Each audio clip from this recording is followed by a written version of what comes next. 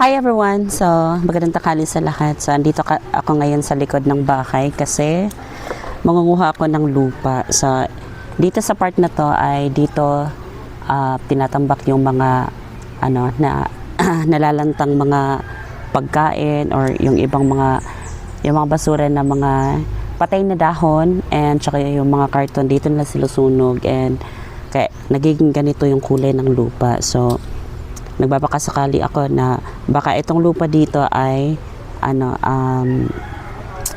na maganda yung niya, baka merong mga nutrients to. Sana naman, charot. So, dito nga pala sa araw na to ay manguha tayo ng lupa kasi meron ako mga tinipon na mga buto-buto. And first time ko pa lang tong magtatanim and first time ko pa lang makakita ng bunga ng anthurium kasi eto siya naging ganito na siya kasi pagka-harvest ko nito para siyang mga berries na pula ang kulay, tapos pagkalanta niya naging ganito na po yung kulay ng mga buto niya. Ito po ang laman ng bunga ng anthurium. So it's my first time English. So first time kong magtanim nitong anthurium and susubukan ko lang siya kung tutubuan ba ako ng ganitong mga halaman. Ayan. And kung successful man itong pagtatanim ko ay magpaparami pa ako ng ganitong halaman para kung gusto man ni madam na maglagay kahit saan banda dito sa farm ay pwede siyang makapaglagay. And kung meron man tayong meron man mga guests na magkagusto sa ating itatanim or kung posible na tutubo siya ay pwede naman nating ibenta. Huy, pwede ba yan? Serious lang. Kung sino lang yung magkakagusto. And sana naman sa pagtatanim ko nito ay sana tumubo. Hindi naman lahat siguro tutubo. So sana naman merong tumubo, di ba? So gumamit lang ako ng gagamit lang tayo dito ng mga plastic cups and binutasan ko na po siya dito sa bandang ibaba para kung magdidilig man tayo ay hindi po nakastack ang tubig. So napakarami nitong I think nasa 50 pieces ata to na buto ng anthurium. Ayan. And sa dinami-rami ng tanim na halaman, sa dinami-rami ng anthurium ni madam dito, yung isang pot lang ng anthurium ang nagkaroon ng bunga kasi nakita ko sa video and nabasa ko rin po na hindi lahat ng ng tanim na anthurium ay magkakaroon talaga ng bunga. Meron siyang yung parang bulaklak niya tapos naging bunga. Basta ewan ko Basta yun na yun. Hindi daw lahat ng anthurium ay magkakaroon ng ganoon. And umaabot pa daw ng ilang taon bago daw magkakaroon ng bunga or bulaklak ang anthurium. So, ngayon ay swerte si madam kasi nagkaroon ng bulaklak or bunga ang anthurium niya. And I think kung siguro galing to kay Mama Sita tong halaman na to and nilipat lang dito sa farm. Diba? So, napakaswerte ni madam kasi nagkaroon siya ng mga bulaklak ng anthurium or bunga ng anthurium and susubukan natin siyang itatanim and sana naman tumubo siya. Ayan. Para marami pa tayong halaman ng anthurium, di ba? And kada isang cup na to ay maglalagay lang tayo ng isang buto. Ayan. Kasi susubukan pa lang naman natin na magtatanim or magparami nito ng klase ng halaman na to. So, ayan, meron na tayong nilagay na isa.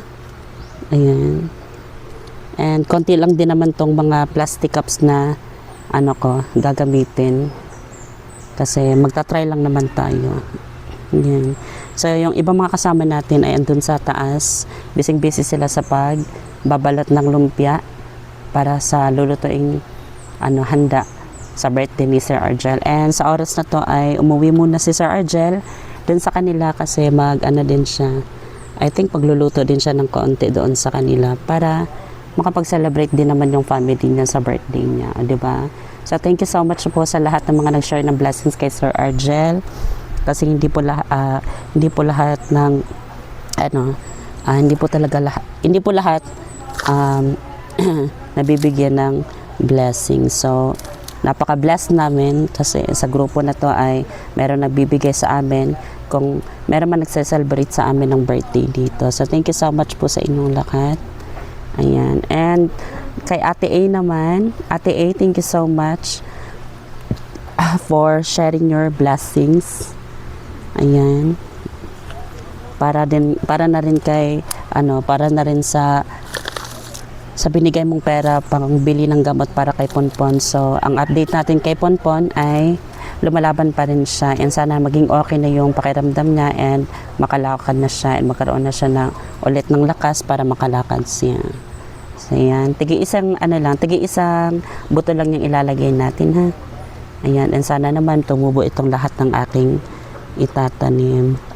And iyan na lang natin to, ilalagay lang natin to siya sa malilim na part para hindi siya ma-direct into sunlight.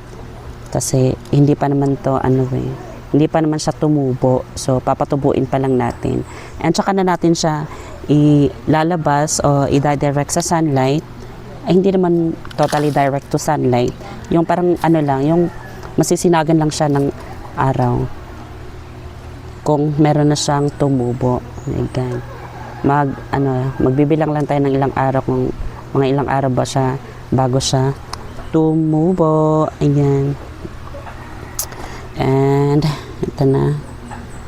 2, 4, 6, 8, 10, 12, 14, 16, 18, 20, 22. So 22 cups po ang nagamit kong mga cups.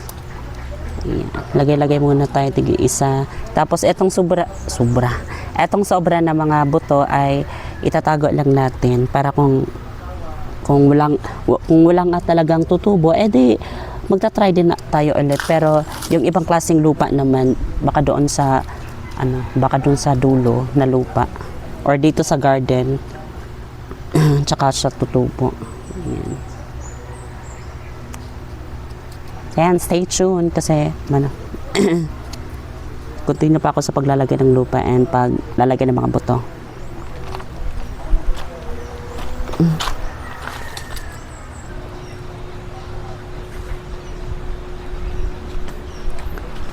So, ito na nga po lahat ng ating mga nalagyan ng mga buto. Ayan. So, dito na lang natin siya ilalagay and papasain lang natin siya yung saktong-sakto lang. Kasi dito sa part na to ay hindi naman siya naaarawan.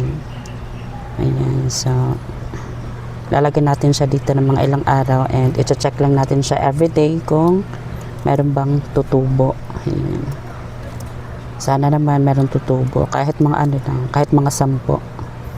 Kasi 22 cups ang ating nagamit na disposable cups sa ating Anthurium. Sana tumubo kayo and hindi mag-failed yung pagtatanim ko kasi first time ko pa lang magtanim ng ganitong klase ng halaman. So marami pa ako natira dito mga buto-buto.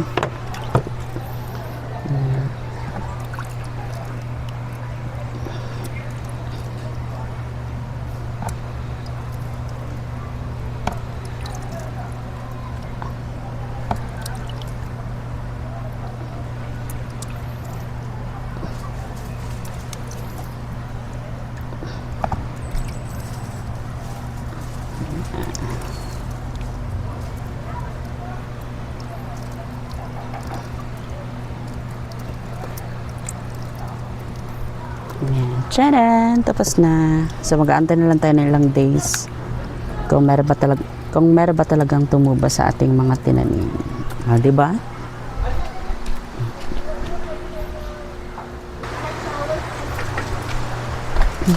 So dito nga pala ako nag-harvest ng bunga ng Anthurium. Ayun, napakaraming dahon na naman kasi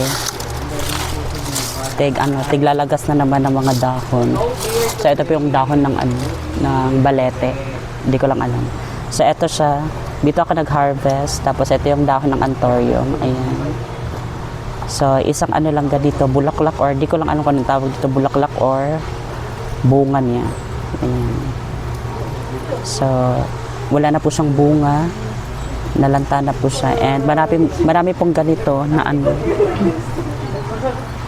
Marami pong ganito na hindi po siya nagkaroon ng mga parang berries.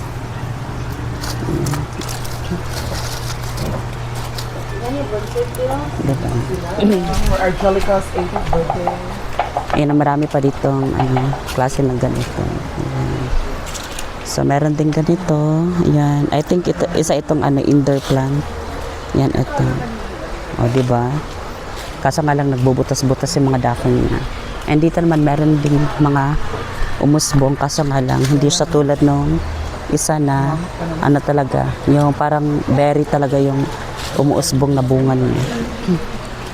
And dito din, meron din dito. Ayan, meron siyang dalawa pero wala talaga ni isa. Sayang. Ayan, marami siyang ganito pero hindi po siya nabubuo na parang berries. O, diba? Marami talagang ganito si Mama Sita. Ayan. So, yan naman na for today's video mga ate ko. Thank you so much for watching and don't forget to share my videos and subscribe. I love you and ingat.